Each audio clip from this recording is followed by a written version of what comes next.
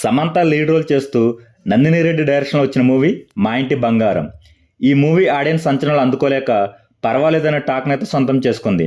సమంత గత సినిమాలతో పోలిస్తే మనం ఈ మూవీలో సరికొత్త సమంతను చూస్తాం.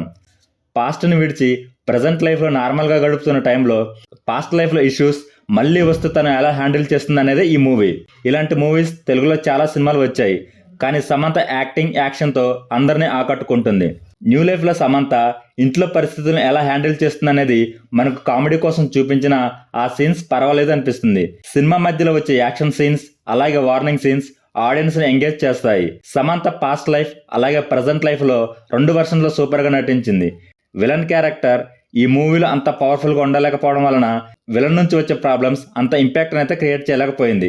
సమంత బ్యాక్ స్టోరీ కూడా అనుకున్నంత ఇంపాక్ట్ అయితే చూపించలేకపోయింది. ఆ బ్యాక్ స్టోరీలో క్యారెక్టర్స్ కూడా మనకు సరిగా గుర్తుండవు. ఒకరిద్దరు తప్పితే ఎవరికి అంత స్కోప్ అయితే ఈ మూవీలో కనిపించదు. ఓ బేబీ సినిమాతో మంచి హిట్ అందుకున్న సమంత నందిని రెడ్డి కాంబినేషన్లో మూవీ అనగానే ఆడియన్స్లో మంచి అంచనాలు ఉన్నాయి. కానీ ఈ మూవీ ఆడియన్స్ అంచనాలు అందుకోవడంలో సక్సెస్ కాలేదని చెప్పవచ్చు. నందిని రెడ్డి గారు పేపర్ పైన రాసిన స్క్రిప్ట్ మంచిగానే ఉన్నా తెరపై అంత ఇంపాక్ట్ని అయితే క్రియేట్ చేయలేకపోయింది. ఓవరాల్గా ఎటువంటి ఎక్స్పెక్టేషన్ లేకుండా వెళ్తే ఈ movie one time watchable. So ఈ movie Samantha acting and action కోసమైనా ఒకసారి చూడవచ్చు. మరి ఈ మూవీ మీరు చూస్తే ఎలా ఉందో కామెంట్ చేయండి.